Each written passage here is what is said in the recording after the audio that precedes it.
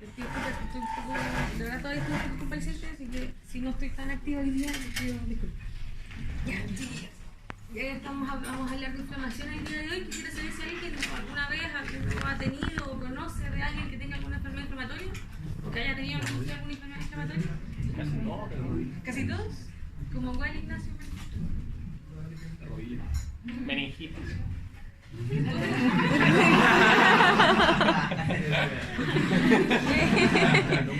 Ya, pero en serio, ¿no? ¿De verdad? No. Tráfico. Faringitis. ¿Ya? Otitis. ¿Otitis? ¿Y por qué? Rinitis alérgica. ¿Por qué le da sentido eso de que son una enfermedad inflamatoria? ¿Qué le hace pensar en eso? Elitis. ¿Cierto? Lo tenemos bien integrado, parece. Y aparte de esas enfermedades que en realidad, claro, si bien tienen un componente inflamatorio, podríamos decir que tienen también, o que sí, claro, tienen una respuesta inflamatoria que media esa sintomatología. ¿Conocen alguna otra enfermedad que a lo mejor genere un estado inflamatorio y que a lo mejor no tenga que ver directamente con un agente patógeno, exógeno, con algún microbio o algún microorganismo? Yo tengo dermatitis, que puede ser por es endógena, es autoinmune. ¿Dermatitis atópica, principalmente? Sí. Claro, la atopía tiene que ver con la mediación de la alergia. Ah, es que es nerviosa. Ah, ok. Lupus.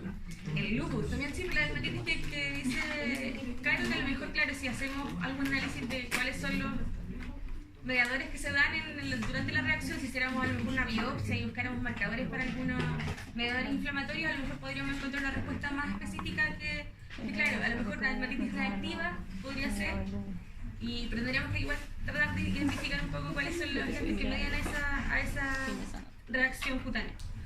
El lupus sí también es una enfermedad inflamatoria. ¿Por qué lo dice House? ¿Por qué te parece que puede ser una enfermedad inflamatoria, Ignacio? Porque Siempre. genera una respuesta inmune en el cuerpo ¿Ya? y generalmente el órgano afectado se... Inflamado. Claro, también hay una respuesta inflamatoria de por medio. Tienes toda la razón en eso. Y no hay hasta ahora por lo menos no se ha identificado ningún microbio o ningún agente exógeno que gatille esa reacción, ¿cierto? ¿Sí? ¿Y alguna otra enfermedad inflamatoria? Ya, el lupus, porque el lupus igual es frecuente, sí. La artritis reumatoide. Ya, pero son enfermedades, claro, parece. Puede ser climatosas o enfermedades inflamatorias, Karina. Yo también, sí. O sea, la bronquitis en sí es un hallazgo histológico, que lo pueden causar varias entidades clínicas, claro, o entidades patológicas, claro. Puede ser inflamatoria. ¿La apendicitis? ¿Y por qué? ¿Cómo mediaría la inflamación en ese caso? No lo sabe. Está bien. Claro, en ese caso también tiene que ver con bueno, hay varias teorías propuestas con respecto al origen de la apendicitis. Ya lo conversaremos más adelante. La diverticulitis. Claro, también. Pancreatitis. La pancreatitis también. Todas las itis van a estar. Sí, comentaba anteriormente. Claro, en esos casos, en algunos de ellos, por ejemplo, ya, silencio, en algunos de esos es cierto que puede estar involucrada algunas infecciones. De hecho, en la apendicitis todavía hay algunos autores que consideran que tiene que ver con una infección, con una respuesta a una infección o a una sobreinfección. En el caso de la pancreatitis, claro, ahí es más difícil. Ahí puedes mediar, pero tiene que ver con una respuesta inflamatoria propiamente tal. Una respuesta que se gatilla ante ciertos estímulos. Y con la diverticulitis pasa algo similar que con la apendicitis en parte. También hay un tema de sobrecrecimiento de ciertas bacterias, claro, y puede generar cierta respuesta inflamatoria que puede complicarse o no a partir de una diverticulosis, que es una variación de la anatomía normal del intestino. Ya, chiquillos. Y si yo les digo, les muestro esta diapo. ¿Quién cree, levante la mano, quién cree que la obesidad es una enfermedad inflamatoria? O yo estoy divariando ya. ¿Alguien cree que, levante la mano? Quiero saber quién cree. Que es enfermedad inflamatoria porque puede producir una inflamación. Es una enfermedad, la pregunta es, ¿esa no es una enfermedad inflamatoria? Ah, No. ¿Ya? Nadie cree. ¿Y de la otra, de la 2, alguien cree que puede ser? ¿La isquemia arterial de extremidad inferior, alguien cree que puede ser una enfermedad inflamatoria? ¿Sí? O sea que... Pero puede estar dada por una inflamación. Claro.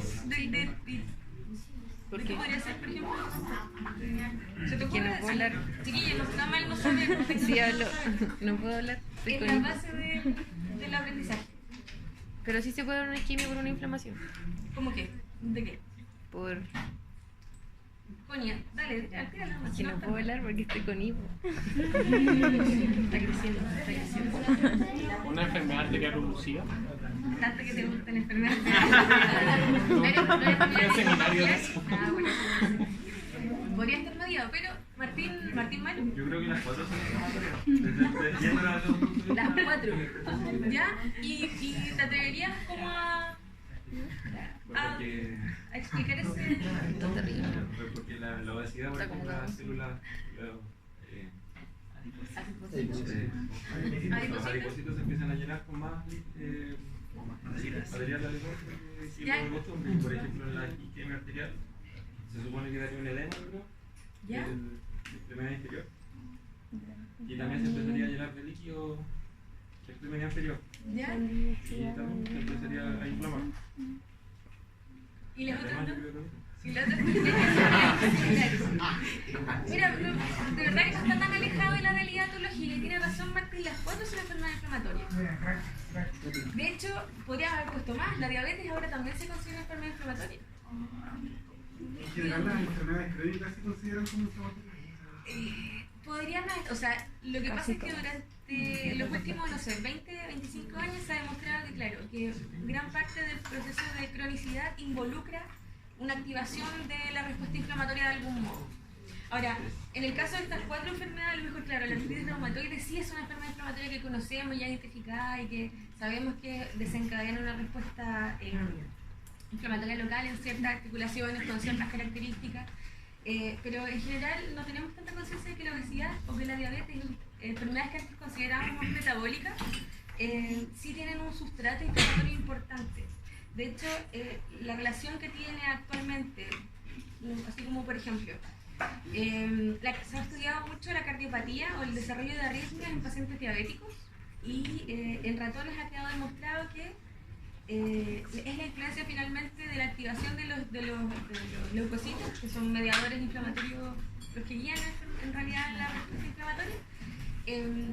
Es la influencia que genera ciertas sustancias que ya vamos a ver ahora en la clase, generada por estos leucocitos que se activan, es la que genera el sustrato arritmogénico, en el fondo, la que altera de alguna forma el cardiomiocito y le hace susceptible al desarrollo de arritmias puntualmente hasta ahora lo que se ha demostrado es que se alarga el periodo de repolarización de las células.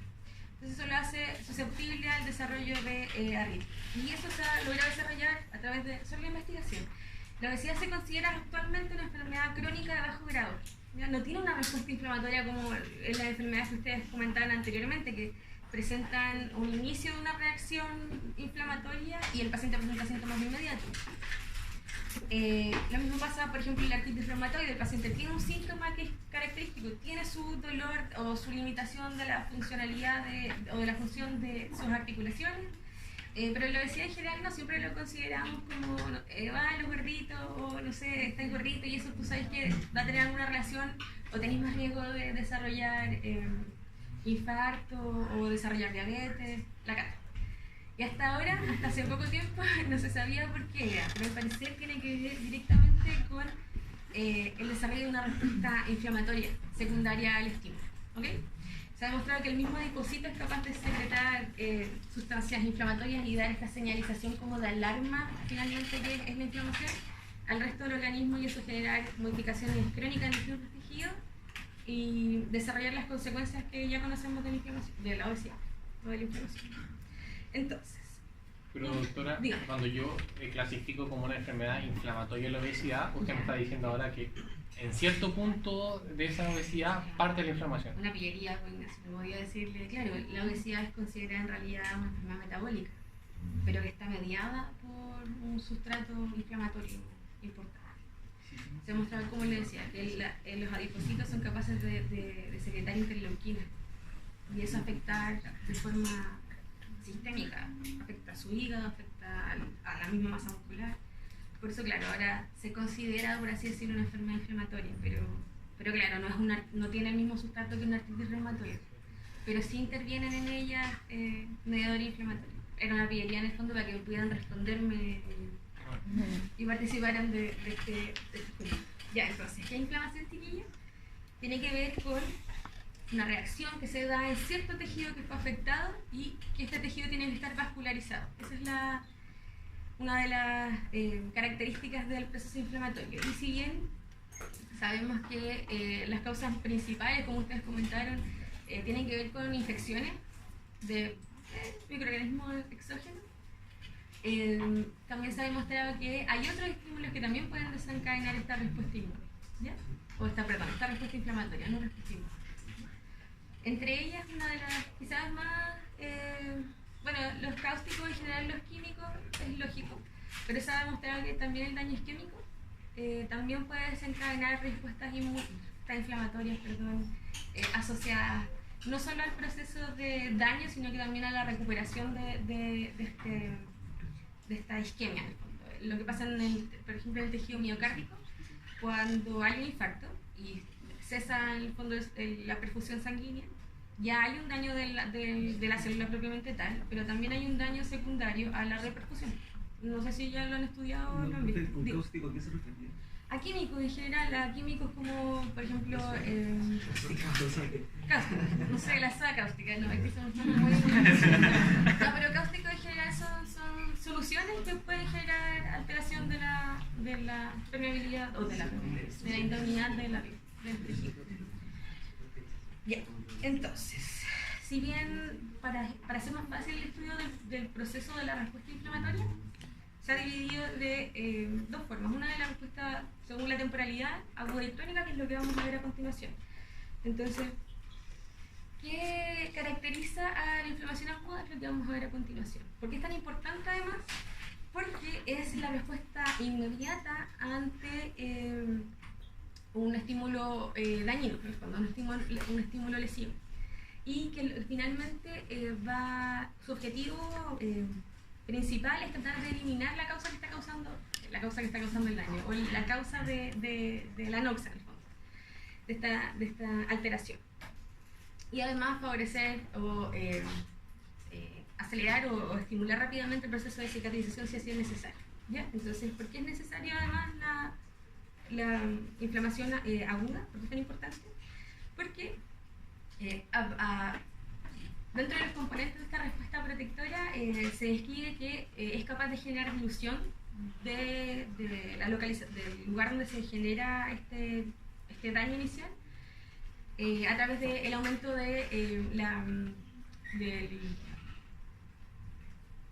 a través del aumento del flujo hacia los tejidos dañados. Ya vamos a ver por qué.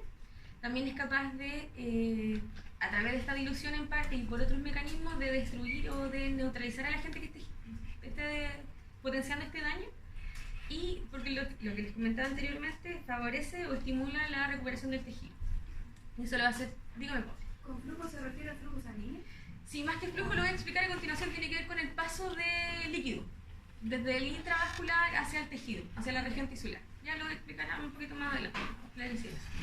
Y la recuperación de los tejidos tiene dos aristas. Una, a través de, en el caso de que se genere en algún órgano, una víscera, la regeneración de los parénquimas, pero en algunas lesiones que a lo mejor para nosotros son más evidentes, la reconstitución del tejido a través del relleno, del depósito de fibroblasto, y así también el desarrollo de la cicatriz. Aunque este diagrama equivale realmente a la importancia de la inflamación propiamente tal, ¿ok?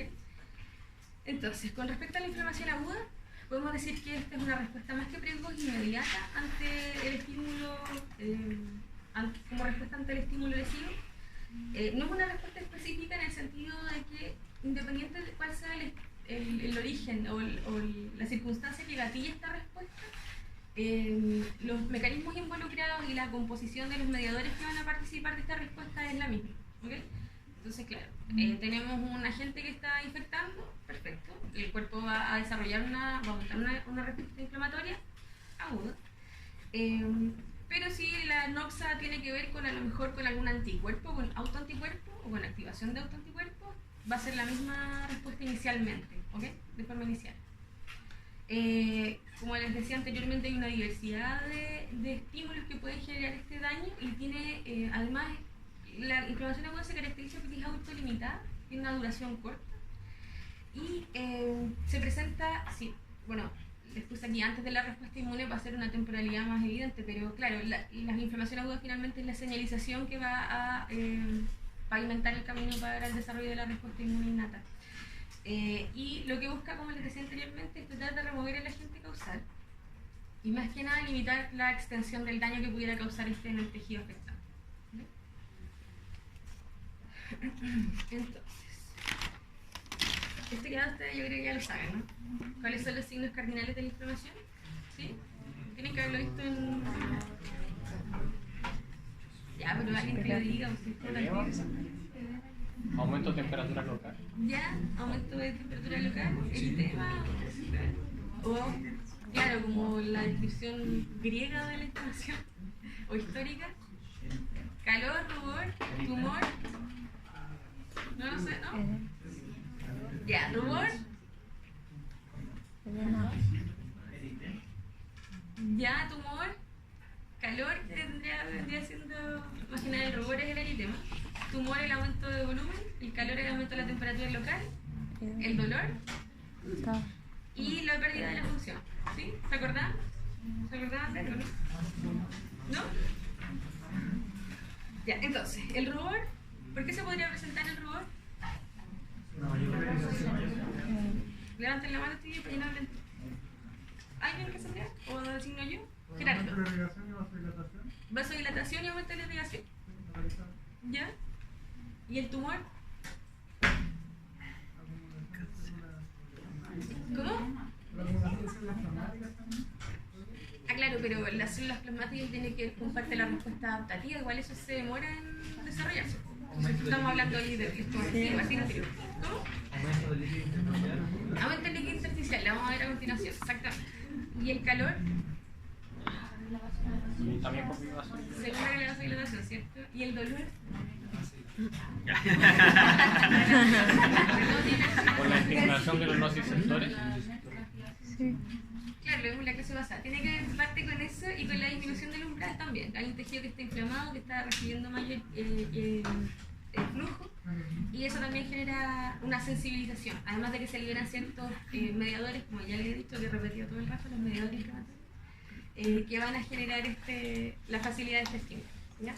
Y también la pérdida de la función. Entonces, la inflamación aguda se puede dividir en dos grandes etapas, una vascular y una celular. En la vascular nos vamos a encontrar con lo que comentaban recién sus compañeros. Esta vasodilatación que hablaban recién tiene que ver con esto, con la etapa vascular de la inflamación aguda.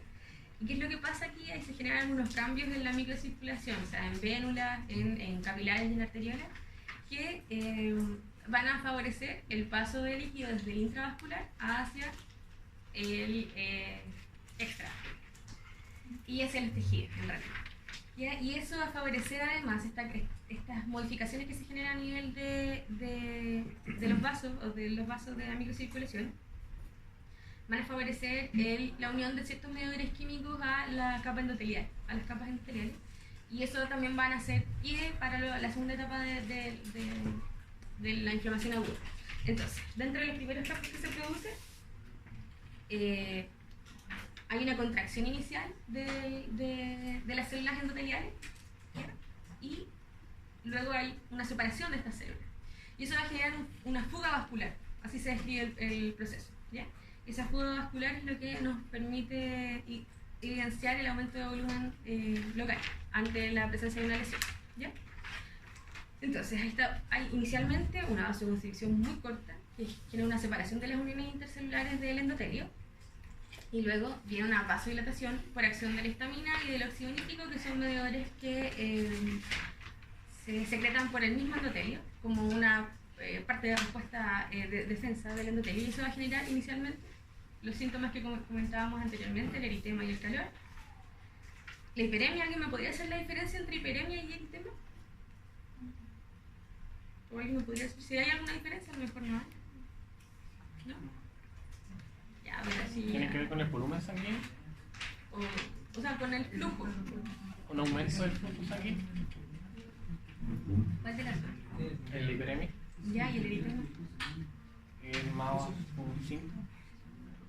Ya. como más visuales, más físicos. Claro, ¿cierto? Claro, se describe también como un hiperemia a nivel tisular, como de piel, como más capilar. O sea, más que capilar, más de tejido de piel.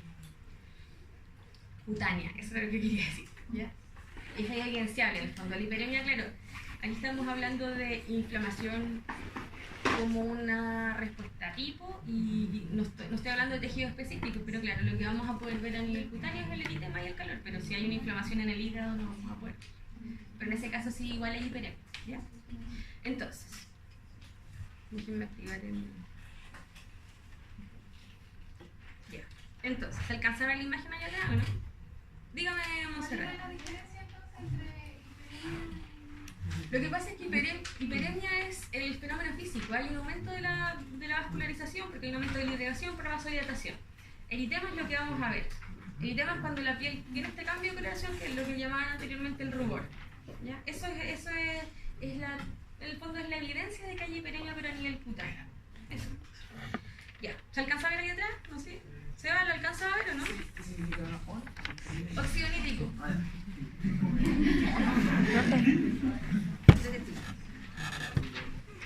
Ya, entonces, normalmente a nivel de la microvasculatura, a nivel de la arteriola hay un flujo neto hacia el exterior, hacia los tejidos. Escaso, muy escaso, pero hay, ¿ok? A nivel de los capilares ya no se da esa salida de flujo, ¿ok? Porque la presión oncótica acá se iguala en parte a la presión hidrostática, ¿ok? Y en el caso de la vérula, eso es al revés.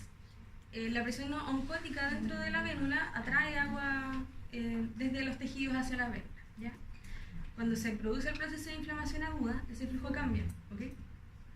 Y hay dilatación de la microvasculatura. Y eso va a generar flujo neto siempre hacia el tejido, hacia los tejidos, ¿okay? Hacia la región tisular. Y eso va a generar además, bueno, este aumento de la permeabilidad capilar ya les había comentado, va a generar el desarrollo de un exudado, característico de la inflamación aguda, ¿okay? Y eso que les comentaba anteriormente de la dilución está dado por... eso no tenía. Gracias, Cata. Eso que les comentaba anteriormente de la dilución de los microorganismos, si es que fueran el agente causal, está dado por este mecanismo, ¿ok? Y tiene que ver principalmente con tratar de que el microorganismo no logre adherirse a ciertos tejidos. Nada más que eso. Bueno, además, como se produce este flujo neto hacia los tejidos, este aumento del flujo neto hacia los tejidos se genera un aumento de la concentración de ciertas proteínas plasmáticas, o de todas las sustancias plasmáticas, chiquillos, por silencio. Y eso favorece también, puede activar las proteasas de las vías de coagulación y desencadenar también una respuesta de coagulación de forma anormal, ¿ok? Y la idea de esta respuesta es inicialmente limitar la diseminación del potencial daño tisular. Doctora, Diga. el proceso de dilución es cuando existe el exudado se dirige al medio de esta... Exacto. Ah, ¿Sí? ¿Quedó claro? Y con respecto a la etapa celular, que sería la segunda etapa de la respuesta inflamatoria aguda, esta se produce porque lo que les había comentado anteriormente, que ahí se genera este cambio inicial en las características del endotelio, mediado por algunos mediadores inflamatorios. Lo que van a hacer es que a medida que se van desplazando los leucocitos, estos tengan la capacidad de tratar de llegar en el fondo al tejido afectado y activar los mecanismos de defensa asociados a los leucocitos. Entonces, dentro del proceso de la etapa celular, los leucocitos van a pasar por 5 fases específicas. Una es la de marginación del flujo habitual y de adhesión a las células endoteliales. Luego van a migrar entre las células endoteliales y el tejido a través de la señalización por quimiotaxis. Se van a activar una vez llegado al tejido dañado y van a desarrollar el proceso de fagocitosis. Este es un diagrama. Entonces, dentro de los leucocitos que intervienen en la respuesta inflamatoria aguda, en la respuesta inflamatoria en realidad, tenemos los granulocitos y los monocitos. ¿Conocen la diferencia, cierto? ¿Algo? ¿Sí? ¿Tendencia? Sí la conocemos. ¿Cuáles son? No, es porque en el núcleo está una visión histológica. ¿Ya? Existen como puntos en el núcleo. Ah, no. La deducir de estar muy Esa es la más ya. Principalmente hay dos grandes familias, granulocitos que se caracterizan por estos gránulos citoplasmáticos, los puntitos. Estos gránulos citoplasmáticos que contienen enzimas que van a facilitar el proceso de degradación del microorganismo que está atacando. El que más conocemos y el que más vamos a evaluar nosotros en general es el neutrófilo, que en general es la primera línea de respuesta ante inflamación aguda. Como les comentaba anteriormente, bueno, aquí se describe que llegan a los 90 minutos o que a los 90 minutos ya hay una presencia de neutrófilos. En realidad hay autores que plantean que la llegada del neutrófilo es inmediata al sitio de la lesión. Y eso tiene que ver con que, no sé si lo tienen tan claro, pero los neutrófilos circulan todo el tiempo, son como la policía de la inflamación. Entonces circulan todo el tiempo a través del flujo sanguíneo, a diferencia de otras células de la defensa. Por lo tanto, son capaces de llegar antes de estos 90 minutos, pero esa es la descripción, por lo menos en el PORT creo que hablan de los 90 minutos. Tiene una vida media de vida extramedular de alrededor de 10 horas. Por eso cuando hay una respuesta, cuando hay alguna situación que requiera una activación de los leucocitos, principalmente de los neutrófilos, deben estarse renovando durante este corto tiempo. Eso produce o se genera que muchas veces, bueno, la leucocitosis, que es este aumento de los leucocitos en la sangre, pero eso va a producir que muchas veces, como la vida media es tan corta y el sustrato o la capacidad de renovación de la médula no es tan amplia, se salgan a la circulación formas inmaduras de estos neutrófilos, que principalmente el baciliforme es la forma inmadura del neutrófilo. Se va a describir como baciliforme, ustedes lo van a ver en el hemograma, como baciliformes o como bandas, ¿ok? Eso tiene que ver con características más de anatomía o de patología, más que como de visión de la célula.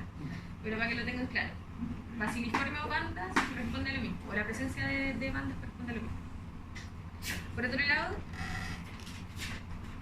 están también los eosinófilos y los basófilos, que tienen más que ver con, median más que nada en parte de la respuesta a hipersensibilidad y también a parásitos.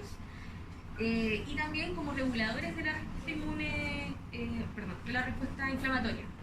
Contienen sustancias que son capaces de regular la amplitud de esta respuesta, ¿okay? Limitan la respuesta. Y con respecto a los monocitos, si bien en la literatura también se describe que, en el PORT puntualmente, se describe que llegan al tejido a las 24 horas, esto no es tan así realmente. Se sobrepone un poco la actividad de los neutrófilos con la de los monocitos. Los monocitos también son células que derivan de las células hematopoyéticas directas. Y los monocitos se encuentran circulantes circulantes, al igual que los granulocitos. Y corresponden en general al fagocito más grande en circulación. Ahora, tienen una vida media mayor que los granulocitos y tienen la capacidad de, cuando se activan y se desarrolla este macrófago en los tejidos, al ser de mayor tamaño, tienen mayor sustrato para poder desarrollar la destrucción del agente causal. Y cuando los agentes, o cuando el causal, por ejemplo, no sé si se acuerdan de la clase anterior, lo que pasaba con los depósitos de carbón, por ejemplo, a nivel pulmonar, ¿sí? Se acumulan, ¿cierto? Entonces los monocitos son los que se encargan, o los macrófagos en realidad, cuando ya llegan a tejidos son macrófagos, son los que se encargan de aislarlo, ¿okay? O de encapsularlo de alguna forma, para que no siga expandiendo su área. Y los mastocitos, que también son parte de la respuesta inflamatoria, pero que a diferencia de las otras células también tienen derivación directa, no son la forma madura de ninguna de las células, también se llaman células cebadas, por si lo encuentran también de esa forma, tiene posee estos gránulos también citoplasmáticos, pero se asocian a reacciones mediadas por inmunoglobulina E. Tienen receptores de inmunoglobulina E que los facilitan también su acción dentro de respuestas de hipersensibilidad. Tienen una acción fundamental en el desarrollo del asma, los mastocitos, ¿ya? Y además, estos gránulos que poseen histamina, algunas proteínas también para construcción de otros sustratos, pero también tienen la capacidad de secretar proteasas y algunas citoquinas que vamos a ver adelante, y metabolitos del ácido araquidónico que también median en la respuesta de sensibilización ante el dolor. Entonces, los leucocitos van a generar esta respuesta inicial, entonces los leucocitos no. Cuando se genera la respuesta inflamatoria vamos a tener esta parte de la respuesta inicial, la exudación de los capilares, el aumento de la viscosidad por este paso que se da de fluido hacia los tejidos, con la liberación de mediadores químicos y las citoquinas a partir de las células inflamatorias, principalmente los neutrófilos, en general neutrófilos y macrófagos o monocitos. Y eso va a desencadenar que en el endotelio se desarrolle un aumento de las proteínas o de los receptores de adhesión celular, en el sentido de que eso es lo que favorece porque el neutrófilo no se adhiere porque sí o porque sin ninguna razón al endotelio, sino que se adhiere porque el endotelio expresa estos receptores de adhesión, y porque además el propio neutrófilo tiene receptores de adhesión al endotelio. Dentro de esas moléculas, solo para que las conozcan, están las selectinas, las integrinas y las inmunoglobulinas, también funcionan favoreciendo la adhesión del neutrófilo al endotelio. Entonces, la respuesta de marginación se va a dar porque lo que comentaba anteriormente, en la zona que está inflamada o en la zona que hay vasodilatación, hay esta disminución del flujo o este aumento de la concentración de la sangre que pasa por este capilar o por este vaso circulatorio que está afectado por ya la respuesta vascular. Entonces eso disminuye la velocidad de flujo para que se muevan los neutrófilos. Eso va a favorecer la adhesión y la separación de las células endoteliales que yo les comentaba anteriormente, que es parte de la respuesta vascular. Luego, a través de la emisión de pseudópodos, los neutrófilos logran migrar entre las células endoteliales y el tejido, y eso se da estimulado por factores de quimiotaxis, que son principalmente algunas citoquinas y algunos fragmentos de complementos, ¿ya? Además de detritos celulares y otros residuos de bacterias. Una vez que el neutrófilo alcanza la zona de la lesión, se va a desarrollar la fagocitosis del agente, y eso a través de la opsonización, que tiene que ver con un mecanismo que tiene el organismo para asegurarse de que el agente a destruir sea indicado, y en el fondo no se genera un aumento de la respuesta inflamatoria indebida. Y esa opsonización se logra a través de la fijación de ciertas proteínas activadas por la vía del complemento. Acá. Bueno, luego de esta opsonización que se genera en la estructura externa del agente patógeno, se produce la internalización del agente a través de una invaginación en la membrana del fagocito y la formación de este fagosoma, que luego va, una vez que ya ingresa al citoplasma del leucocito, se va a unir a vesículas de lisosimas y va a favorecer la destrucción intracelular del patógeno. Entonces, tenemos el vaso, la bacteria acá afuera y este es el espacio tisular. Entonces, lo primero que pasa es que, si bien venía normalmente el flujo adecuado del leucocito, va a cambiar su velocidad por las características que les comentaba anteriormente. Luego eso va a migrar y se va a adherir al endotelio, a las células endoteliales, y posteriormente va a migrar hacia el espacio tisular.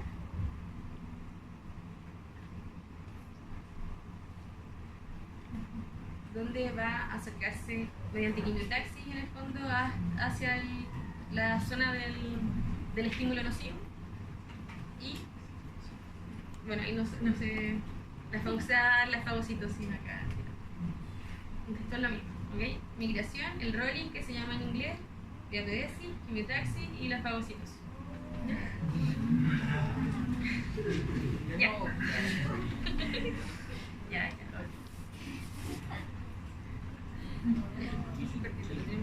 Ya. Con respecto a lo que les comentaba anteriormente, esta adhesión a las células endoteliales no se da porque se le ocurrió al neutrófilo, sino que es por la expresión de ciertas proteínas o receptores de membrana que se presentan tanto en la célula endotelial como en el neutrófilo. ¿Okay? Y que hay distintos tipos. No me interesa que se lo sepan todos, no es resorte de esta asignatura que se sepan todas las moléculas de adhesión, sino que quiero que tengan claro ese concepto. ¿Okay? Y con respecto a la fagocitosis, lo que les comentaba anteriormente, entonces el anticuerpo, el microorganismo o el patógeno se opsoniza. Uno de esas opsoninas pueden ser los anticuerpos que ya conocemos, pero eso tiene que ver con una respuesta adaptativa o con la presencia de anticuerpos ya preformados. Cuando las vacunas nos dan esa opción. ¿Okay? Si no es así, si es un agente nuevo, lo más probable es que el complemento y algunos factores del complemento estén generando esta opsonización. Entonces luego se genera el fagosoma, ingresa a la célula y se genera esta unión a vesículas con lisocimas que van a favorecer la destrucción del agente patógeno. ¿Ya? Etapa de reconocimiento de la fagocitosis, endocitosis y de eliminación intracelular. En realidad lo de la emisión de pseudópodos, que es esta parte, queda de forma de anécdota. Y dentro de la sustancia o de las moléculas que contienen estos lisosomas son numerosas en realidad sustancias. Aquí puse las más representativas. Pero en general las que ejercen más su acción a nivel de los neutrófilos son especies reactivas de oxígeno y la mieloperoxidasa. ¿Okay? Son las que tienen mayor efectividad contra la eliminación de los agentes patógenos. Y eso se logra a través de un proceso que se llama estallido celular, donde se activan ciertas enzimas dentro del neutrófilo y se genera un aumento en la producción de especies reactivas de oxígeno dentro del leucocito, dentro del neutrófilo. Yo no sé si ustedes estudiaron inmunología. ¿Sí? Ah, sí, ya, saben. Muy bien. Recordatorio, muy escueto. Complemento, no sé si saben por qué se llama complemento. Complemento a la actividad antibacterial o sea, en el fondo de los anticuerpos, y son un grupo de estas proteínas plasmáticas en realidad, que tienen la capacidad de, cuando es necesario, se autoactivan y generan ciertos fragmentos durante la activación de su vía que van a tener diversas funciones. Una en general es la amplificación de la respuesta inflamatoria, la opsonización, como les había dicho anteriormente, quimiotaxis y finalmente la formación del complejo araquimembrana con exactamente el MAC, con la formación del poro para favorecer la lisis de la célula o del microorganismo que está atacando a la célula. Entonces, dentro de los mediadores inflamatorios se han descrito ampliamente con respecto a la sintomatología que generan. Y aquí voy a hacer un repaso más o menos breve de los mediadores inflamatorios para que les quede claro cómo funcionan o cómo ejercen su acción. Entonces, dentro de aquellos que tienen función vasoactiva, el más importante es la histamina, que favorece la vasodilatación y también regula el tono vascular. Las prostaglandinas, los leucotrienos, vamos a ver un poquito más en detalle o más detallado a continuación, voy a nombrarlos ahora.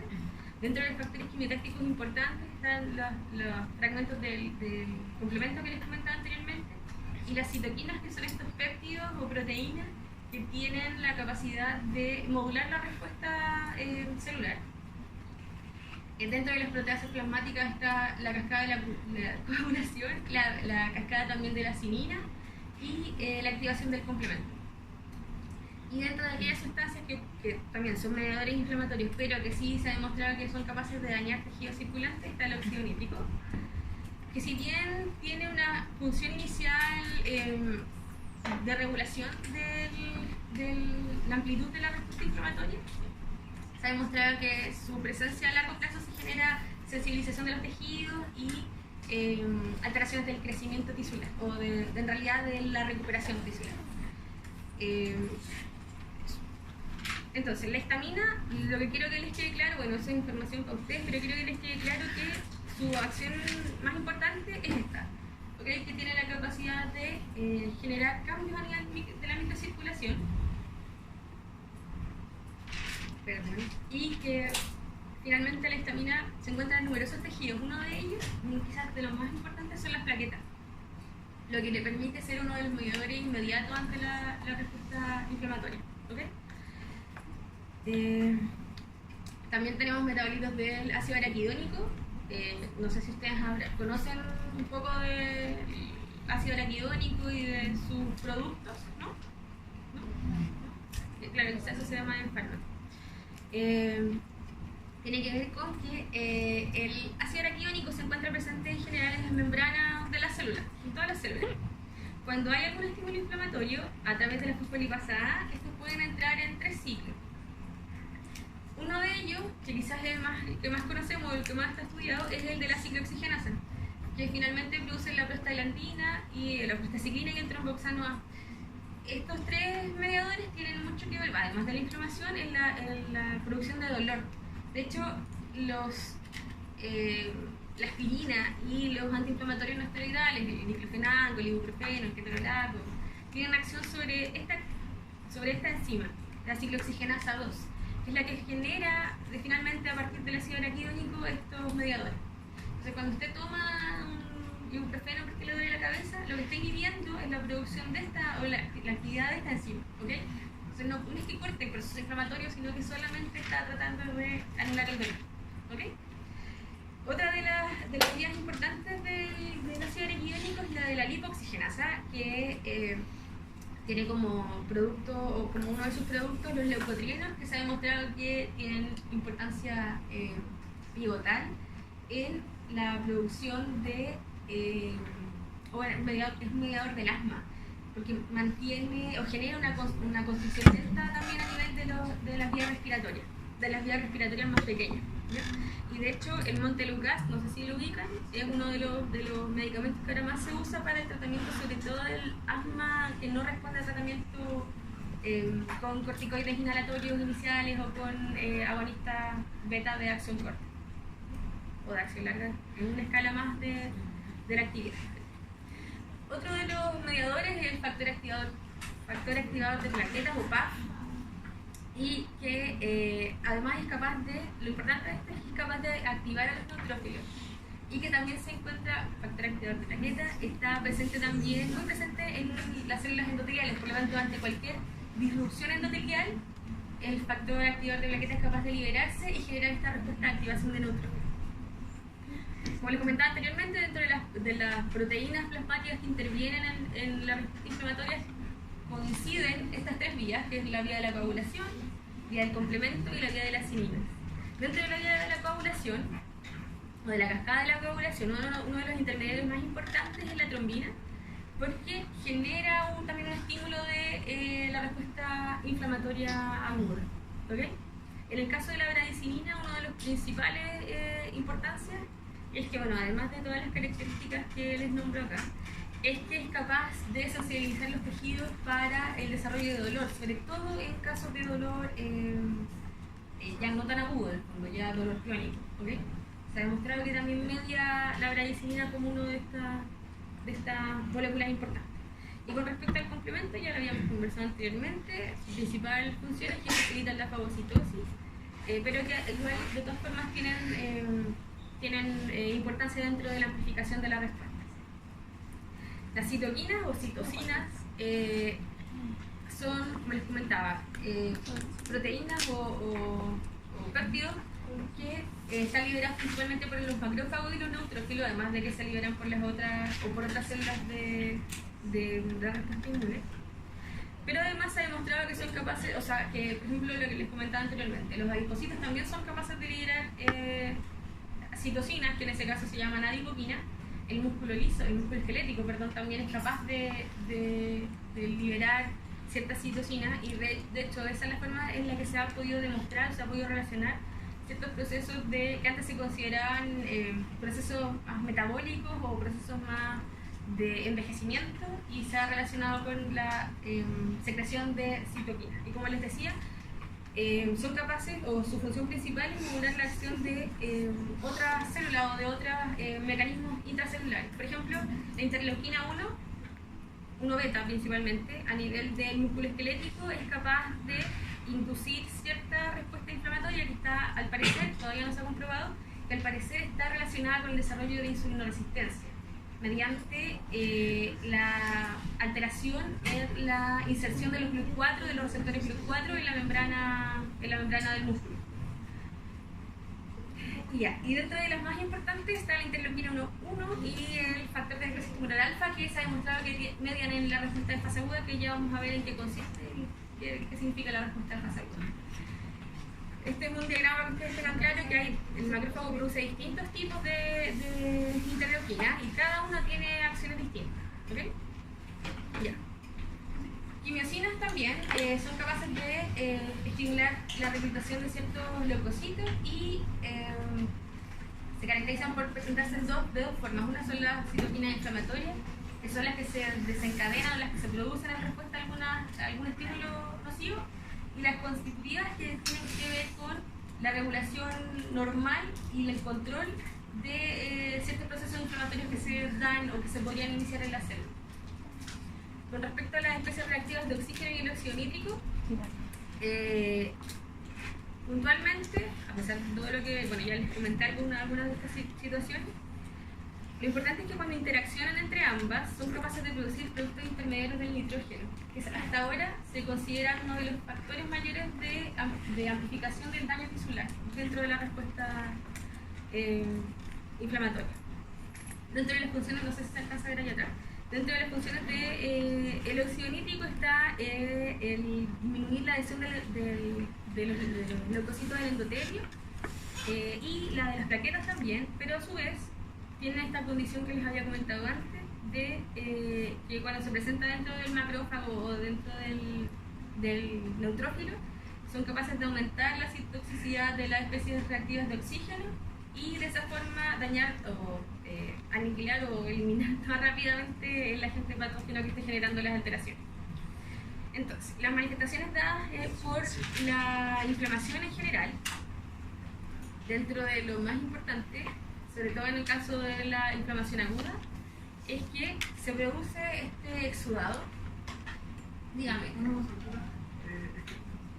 Si bien como dijo óxido nítrico, el determinado óxido nítrico igual generan algo de citotoxicidad, en los pacientes, por ejemplo, que tuvieron isquemia y que se le dan nitratos para vasodilatar, también tendría un cierto... No, lo que pasa es que recuerda que la acción citotóxica se da dentro de las células fagocíticas y tiene que ver con un aumento de concentración en el fondo. Claro, los nitratos hacen acción, o sea, emulan la acción del óxido nítrico finalmente como vasodilatadores, y eso es lo que hacen. Pero el daño que generan es por la asociación que tienen también a estas especies reactivas de oxígeno, ¿ya? Tiene que ver con eso. Entonces, dentro de lo que comentaba, que dentro de la respuesta inflamatoria aguda, uno de los pasos más importantes es la producción del exudado como marcador de manifestación, ¿ya? Y eso el tipo de fluido y el contenido va a depender de dónde se produzca. Por ejemplo, puede ser seroso si se produce a nivel de tejido y hay una baja concentración de proteínas, pero también puede ser hemorrágico si la lesión que genera esta respuesta vascular es más severa y hay lesión de los capilares, vamos a tener exudado hemorrágico. Fibrinoides, si tenemos aumento de los fibroblastos en este exudado, ¿ya? Y eso tiene que ver principalmente con el grado de daño que se genere como desencadenante de esta respuesta inflamatoria. Entonces, dentro de las manifestaciones que vamos a tener, rubor, calor, edema, dentro de los principales mediadores involucrados está la histamina, que es lo que les había contado anteriormente, factor activador de plaquetas. En el daño tisular, la secreción o la liberación de enzimas lisosomales muchas veces a través de dentro del proceso habitual del neutrófilo. También quimiotaxis, que eso va a estar dado por los factores del complemento, dolor, por la bradicina principalmente, la prostaglandina también tiene injerencia, fiebre como síntoma cardinal de inflamación a través de interleuquina 1 y 6, y la leucocitosis mediada principalmente por interleuquina 8 y factor de necrosis tumoral. Entonces, como resumen, lesión tisular por una parte tenemos activación del complemento, si hay daño endotelial va a haber secreción de bradykinin, también activación de las vías de coagulación, pero también se va a activar los macrófagos que van a liberar ciertas sustancias que van a ir a actuar a nivel del endotelio, favoreciendo la adhesión de los neutrófilos, que también van a generar, mediante quimiotaxis, van a llegar hasta el lugar donde se encuentre el estímulo nocivo. Y dentro, una de las vías paralelas en el fondo de trabajo del complemento es a través de las células de los mastocitos, pero eso tiene que ver con una reacción inicial distinta, tiene que ver principalmente con respuesta de alergia o hipersensibilidad. Ya. Con respecto a la inflamación crónica, a diferencia de la inflamación aguda, que tiene una característica es limitada en el fondo y que la respuesta va a cesar o va a llegar hasta cierto punto, la inflamación crónica tiene la capacidad de mantenerse durante mucho tiempo, incluso puede durar años. El hecho del lupus, por ejemplo, que es una inflamación crónica de bajo grado, pero tiene la capacidad de saber durar mucho tiempo, a pesar de que haya dañado todo el tejido. A diferencia de la inflamación aguda, aquí la infiltración es a través de, las células que median esta respuesta tiene que ver con los mononucleares y linfocitos, no hay neutrófilos como les decía, y una de las características es que en estos casos hay proliferación de fibroblastos, lo que después va a dejar esa cicatriz, ¿okay? Que es lo que genera la cicatrización, pero que cuando se da de forma inadecuada puede generar secuelas funcionales importantes. No sé si se atreven ¿alguien me podría decir a qué corresponde esta figura? Los radiólogos. Fibración pulmonar. ¿Ah? Fibración pulmonar. Oh, el radiólogo Araya, el doctor Araya. ¿Por qué te hace pensar en que es una fibrosis pulmonar, José? Es que vi una igual. Ah, Que no tiene fibración pulmonar. ya, pero ya había estudiado. Ok. Ya, José Miguel. ¿Y esta? ¿O está sana? ¿O Messi puede tener riesgo? Está sana. Está sana. ¿Alguien se atreve o alguien sabe a qué puede corresponder esa imagen? Si no saben, no importa. Si tienen por qué saber.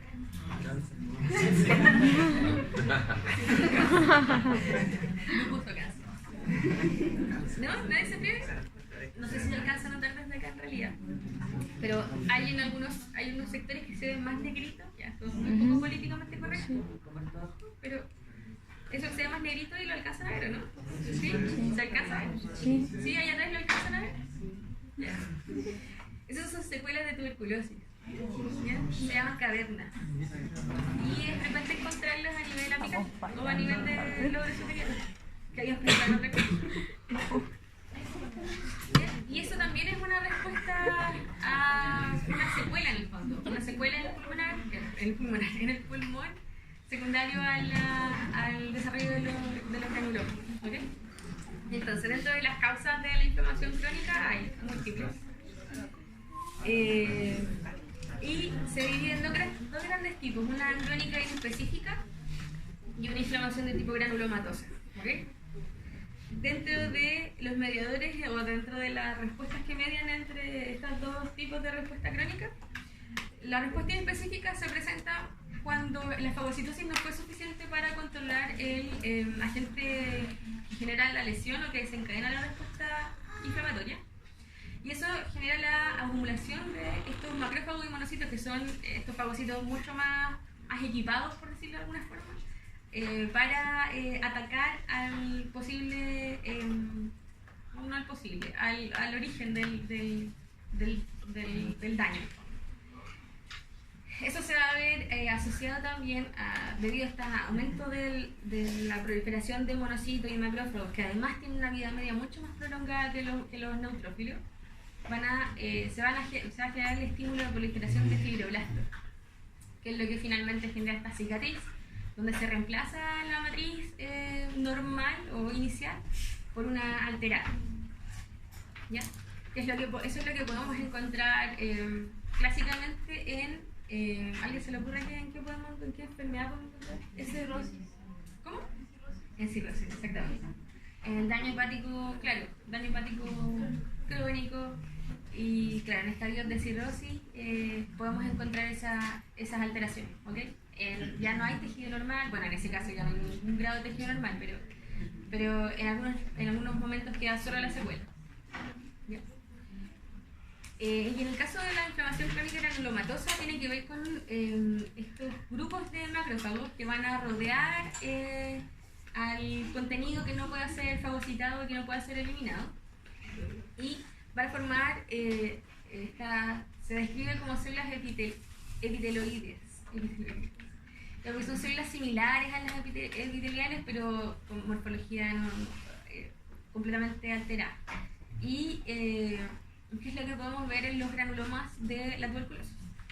No encontré ninguna foto bonita para mostrarles. Entonces, dentro de las manifestaciones de la inflamación tenemos reacciones locales, que es lo que ya vimos anteriormente: el calor, el rubor, el dolor, el aumento de la temperatura local, y que idealmente, si todo sale bien, si la respuesta fue eficiente y logró controlar el origen de la lesión o del desarrollo de la respuesta inflamatoria, va a ser localizada, va a quedar solo ahí. Y eso se va a resolver y luego viene el proceso de regeneración y todos están amigos como siempre, nadie se acuerda que sucedió. Pero sucede que, bueno, la variedad de los exudados, pero pasa que si esta respuesta se desregula o si es insuficiente para controlar realmente la causa de la inflamación, los mediadores van a alcanzar circulación y en cantidades mucho mayores, porque va a haber activación de más células en el fondo fagocíticas, y esto va a desencadenar lo que conocemos como respuesta de fase aguda, además de alteraciones en los leucocitos como la leucocitosis y la leucopenia, o la leucopenia también puede darse, y también la fiebre. Entonces, con respecto a la respuesta de fase aguda, que es una respuesta que se da de forma, son los efectos sistémicos en realidad de la inflamación, eso más que nada, ¿sí? En palabras muy simples. Y tiene que ver con qué se genera. En esta reacción esta respuesta o reacción de fase aguda, hay un cambio en ciertas proteínas plasmáticas que van a favorecer el desarrollo de la respuesta inflamatoria, en el fondo, que sea de una respuesta inflamatoria eficiente. Hay aumento de la velocidad de eritrosedimentación. ¿Alguien sabe qué es eso? ¿O alguien lo ha visto? Yo creo que todos han visto en algún hemograma un VHS que le vaya a evidenciar. Como te denota cuando hay inflamación, ¿no? Pero esto es lo que estamos viendo ahora. Pero Es un indicador de la inflamación. ya, ¿y cómo? ¿Tú sabes qué significa realmente la velocidad de eritrosedimentación? ¿Alguien sabe? Es que no estoy seguro. Díganlo, Arno. Y claro, Sí, bien. esto que era como que se empezaban a unir, a juntar los glóbulos, los platitos. ¿Ya? Y entonces, eso va a disminuir la velocidad. Y ¿Ya? entonces por eso se ve como se segmenta porque está más... Efectivamente eso. Hay un aumento de... hay una dilución, o sea, hay una disminución del fluido que rodea en el fondo de la sangre o que constituye la sangre, una disminución, y eso va a generar una aglomeración, una aglutinación de ciertas proteínas, que es lo que genera esta variación de la velocidad de eritrosedimentación, que tiene un valor normal, hasta 15 creo que es lo normal. Además de eso, se puede desarrollar fiebre, que ya lo vamos a ver con más detalle, leucocitosis, aumento del catabolismo del músculo esquelético. ¿Alguien se imagina por qué puede darse este aumento de la destrucción del músculo en la respuesta pasada? ¿Cómo? Para efectivamente. ¿Y para qué más? Porque ya, claro, una parte de la respuesta inmune, que es lo que nos va a defender, pero además, ¿para qué necesitaríamos, o para qué podríamos necesitar aminoácidos, proteínas, o sintetizar proteínas en otros lados? Exacto, para regenerar el tejido. Entonces, se genera finalmente para poder desarrollar esta respuesta inmune adecuada y para la reparación tisular. Con respecto al balance nitrogenado negativo, tiene que ver con lo anterior. Y en el sentido de que no va a haber en ningún momento pérdida, o sea, no va a haber ganancia, sino que siempre va a haber disminución de la cantidad de proteínas que puedan ser eliminadas. Que a veces normalmente se elimina un porcentaje muy pequeño, no vayan a creer que se eliminan normalmente. En general las proteínas siempre se reabsorben.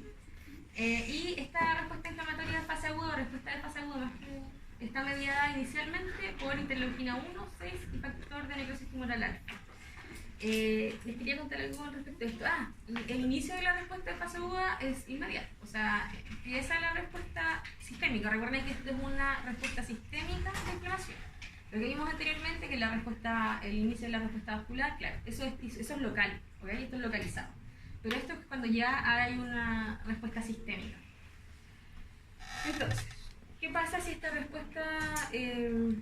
¿Qué pasa muchas veces con esta respuesta de fase aguda ante infecciones que son muy graves? Porque ya, finalmente, cuando hay una infección como por ejemplo ya una faringitis, tenemos una gente que nos atacó, no se pudo localizar si hizo sistémica esta inflamación. Y se liberan citoquinas, hay leucocitosis, podemos tener fiebre. Pero ¿qué pasa si esa respuesta no es suficiente para controlar el agente? ¿O qué pasa si a lo mejor es una infección por un agente que el cuerpo no logra defenderse tan fácilmente y se desarrolla una infección más grave? Entonces, ¿qué pasa? Esta respuesta inflamatoria ya se descontrola, ya hay una liberación, una tormenta de citoquinas, como se describe, y llegamos a un síndrome que se conoce como CIRS. ¿Alguien ha escuchado alguna vez del CIRS? El CIRS es el síndrome de... ¿Cómo? Síndrome de respuesta inflamatoria aguda sistémica. Exactamente. Más que aguda, es sistémica. Pero sí, para los que no escucharon, un síndrome de respuesta inflamatoria sistémica.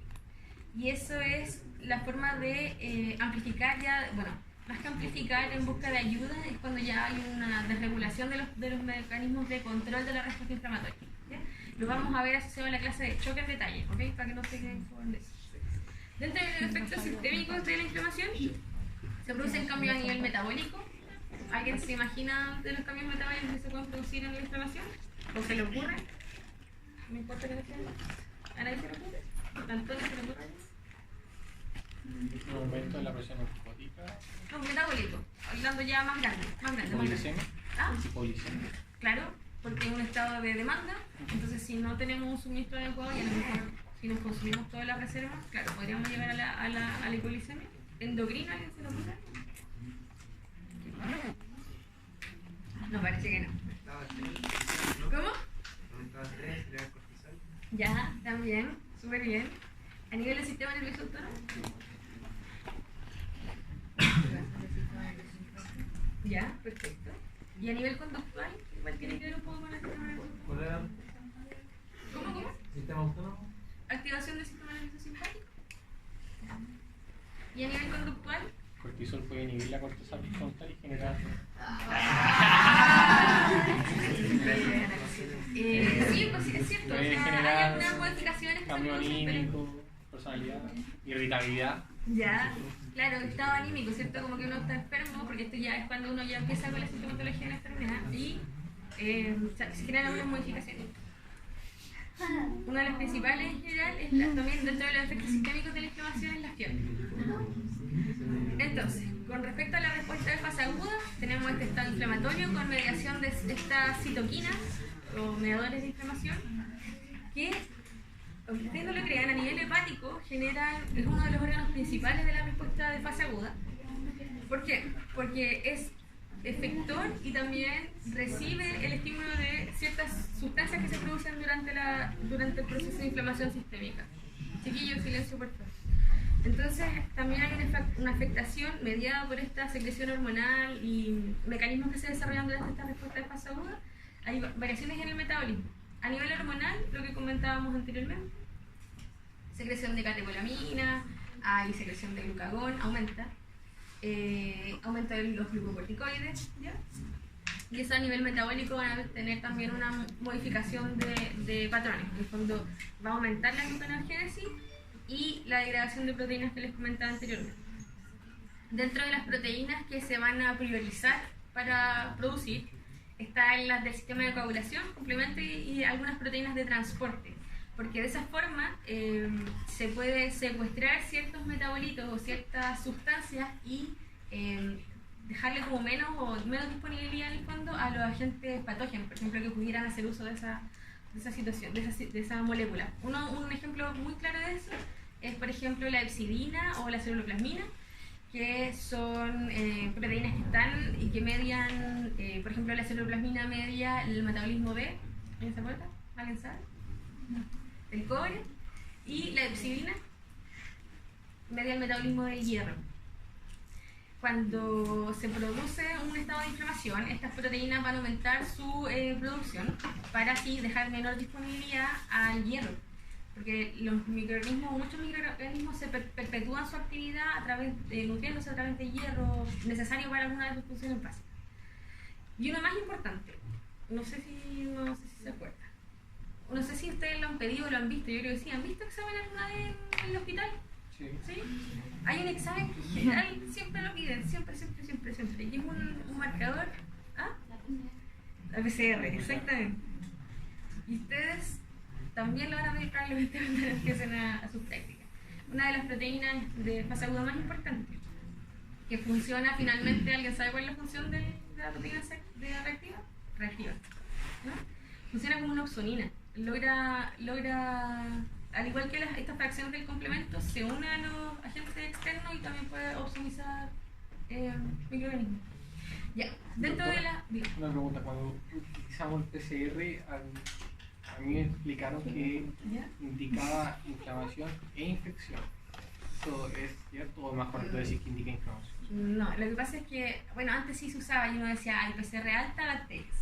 Pero en realidad ya ni siquiera se usa de tanto con esa como confianza.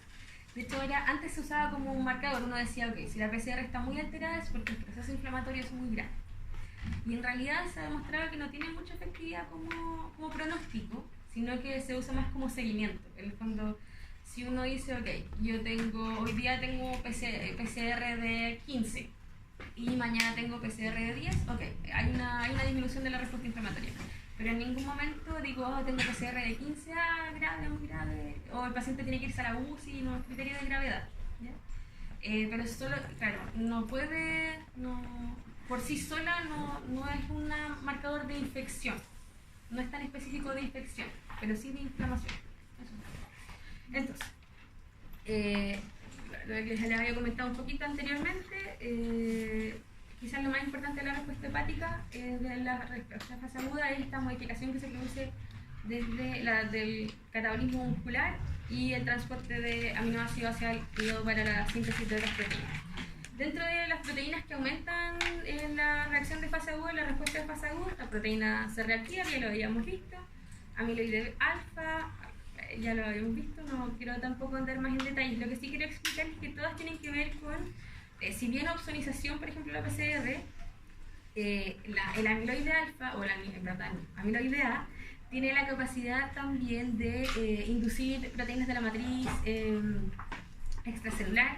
Las alfa 1 en general son todas antiproteasas, entonces van a también limitar la respuesta inflamatoria.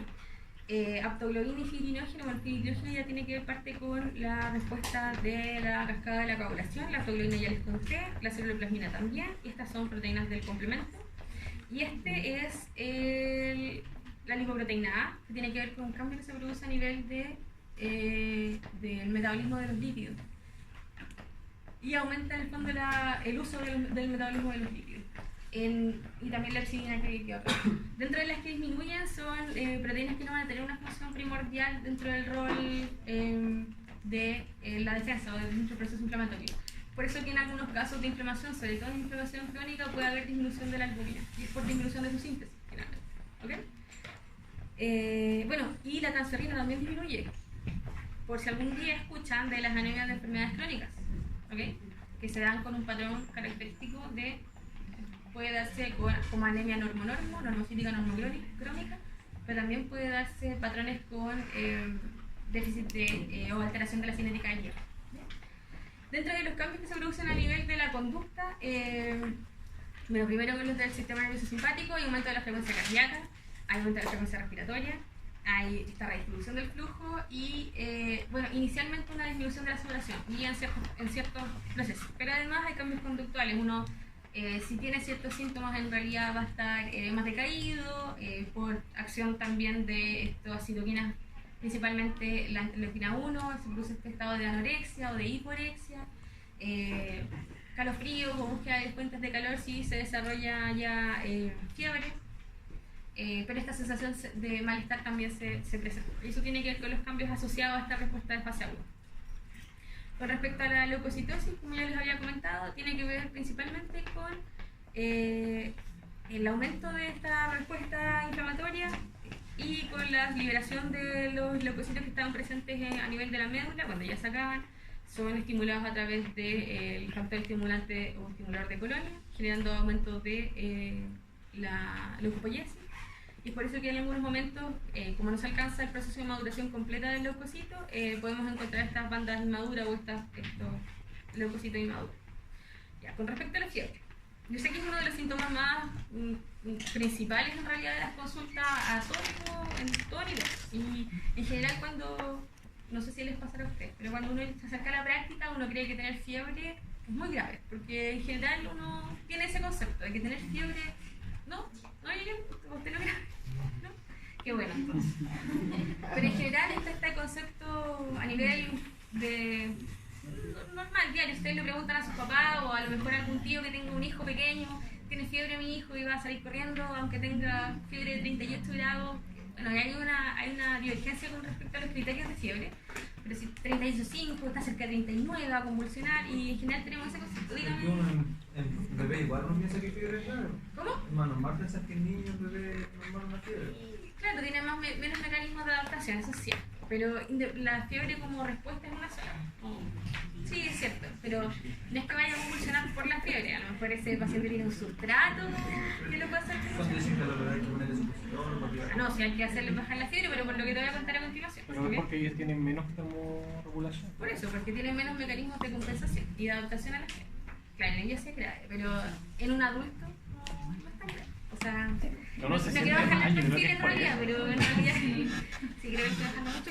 No, pero no quiero que suene como que no es importante la fiebre, sino que es una señal importante, pero que no es un criterio de gravedad, ¿ok? No porque uno tenga fiebre o no tenga fiebre, tienen que atenderte antes, pero sí hay que ponerle atención, significa algo, es una señal de algo que algo no está funcionando bien, hay que ponerle atención.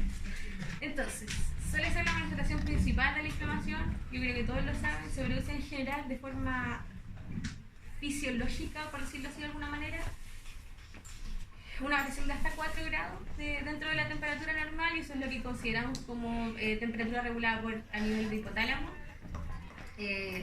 Si bien la fiebre es bien despreciada como síntoma, lo que sí genera o favorece, y eso está ultra demostrado, es que mejora la capacidad de funcionamiento de los leucocitos, además afecta la replicación de las bacterias o de muchos microorganismos, ¿sí? De las bacterias y de los virus, y que además favorece el proceso de adhesión.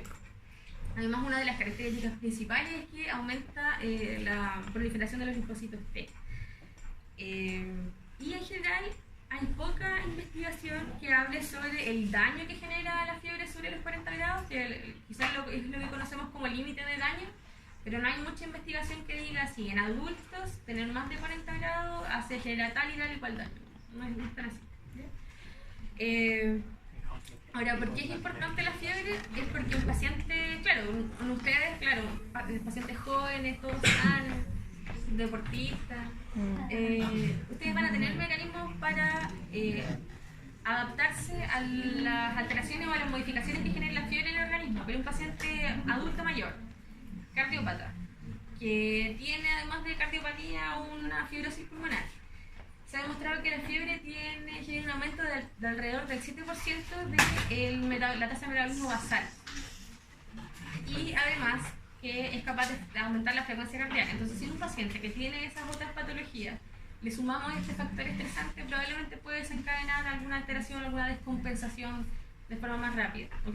No en pacientes, como les digo, no en pacientes sanos como ustedes, pero sí en pacientes más lábiles. El desarrollo de la fiebre está mediado por los mismos sospechosos de siempre, que lo que generan al final es esta modificación del límite de temperatura normal, que es lo que se llama el set point de temperatura. Y eso lo hacen a través de regulando el termostato fisiológico. Y lo que hacen puntualmente es si la temperatura basal o la temperatura normal en la que ustedes se mantienen es de 36, entre 36.5 y 36 grados, la acción de estas citoquinas a nivel de cierto sector del hipotálamo va a generar este aumento del límite superior del fondo de la temperatura, diciéndole al cuerpo, ok cuerpo, tu nueva temperatura normal es de 39 grados. y tienes 36. Así que debes hacer algo para mejorar esa situación. ¿Ok? Entonces, ¿qué va a hacer el cuerpo? ¿O qué va a tratar de hacer? ¿Cuáles van a ser los mecanismos que van a tratar de compensar? Se va a tratar de disminuir la pérdida de calor y se va a tratar de aumentar la producción de calor. Y eso por lo que va a generar finalmente la fiebre. Entonces, ante este proceso de infección o reacción inflamatoria, se va a generar esta activación de estas células fagocíticas o de células mediadoras de la inflamación. Se van a producir estas citoquinas pirógenas que ya les comenté anteriormente, interleuquina 1, que es la que está en todos lados, porque es la gran coordinadora de la inflamación, interleuquina 6, factor de necrosis tumoral alfa, los principales, ¿ya? Interferón gamma. Estas citoquinas van a favorecer la síntesis de prostaglandinas a nivel de el órgano vascular de la lámina terminal a nivel del hipotálamo, que es un tejido específico, especial, es un endotelio especial, está justo sobre el tercer ventrículo, y eso va a hacer que se estimulen estos receptores a nivel del endotelio hipotalámico, con liberación de sustancia P, algunas citoquinas incluso, y la liberación también de sustancia P. Con la actividad mediada por el aumento del AMP cíclico. Y esto va a generar este aumento del set point termorregulador por la posterior producción de calor y tratar de conservar el calor que ya hay. Ahora, la respuesta febril propiamente tal tiene 4 fases. Y todo anotado. Tiene 4 fases principales. Una es la prodrómica, que es cuando la temperatura todavía se encuentra a nivel normal, pero uno ya se empieza a sentir mal, disminuye un poco el umbral del dolor, uno se siente más fatigado, todo le molesta, la irritabilidad que hablaba recién Ignacio. Y eso va a ir seguido por la fase de los escalofríos, ¿ya? Y es aquí donde se genera esta sensación de frío, ¿no? Y también puede haber este temblor generalizado, esta contracción muscular. Y también se desarrolla vasoconstricción periférica y tenemos piloerección. Entonces aquí cuando el paciente va a tener la piel fría o usted va a sentir mucho frío y se va a tocar y va a estar helado y se le va a poner la piel de gallina. Y además puede haber palidez asociada a esta vasoconstricción periférica. En este momento de la fase o de la respuesta febril es cuando uno empieza a buscar fuentes de calor, tarda de abrigarse, uno se empieza a arropar. Entonces después se llega a esta meseta, dentro de la misma fase del escalofrío, inicialmente, pero se llega a esta meseta, donde el cuerpo ya se acostumbró a este nuevo set point de temperatura. Ya alcancé los 39 grados, ok, entonces ya estoy según mi centro regulador, ya alcancé la temperatura que debía, entonces ya se cesa el estímulo de mantención de calor. Y en este nivel empiezan a actuar muchos de los criógenos endógenos o los mecanismos que van a buscar disminuir o controlar la producción de prostaglandina a nivel del hipotálamo, que finalmente es lo único que va a lograr controlar la temperatura. Y pasamos a la fase empieza a bajar en el fondo la temperatura normal, porque finalmente la actividad de estos criógenos endógenos o de cualquier sustancia que logre mediar o que logre controlar la producción de prostaglandina a nivel del hipotálamo. ¿Qué le estaba diciendo, chiquillo? Prostaglandina, hipotálamo, criógenos. Sí, ya. Entonces empieza la actividad de los criógenos endógenos y como ya se alcanzó en el fondo... ahora me acordé. Ya empieza a disminuir la temperatura porque ya hay disminución de las prostaglandinas a nivel hipotalámico y eso va a generar la fase de rubicundez a nivel físico. Y eso se va a manifestar por esta vasodilatación generalizada, el paciente empieza a sudar y tiene esta ya sensación de calor nuevamente. Y luego de eso viene nuevamente la fase de efervescencia, que es donde vamos a encontrar la resolución de la resolución del episodio de la fiebre y llegamos nuevamente a la temperatura normal. Entonces, ¿por qué es importante conocer las 4 fases de la fiebre? Porque, no sé, ¿qué dicen ustedes? ¿Ustedes le darían a un paciente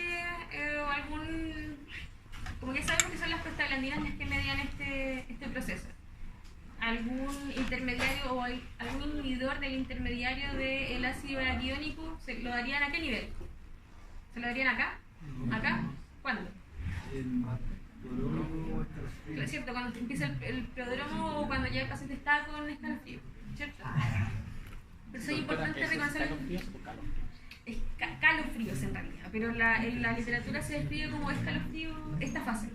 Y la literatura seria, no es en cualquier... Ah, porque en la historia clínica me lo colocaron. Sí, calofríos. Sí, no, sí, yo no sé qué, en realidad no he buscado. La RAE tiene que tener la respuesta, pero no le he buscado realmente Ignacio.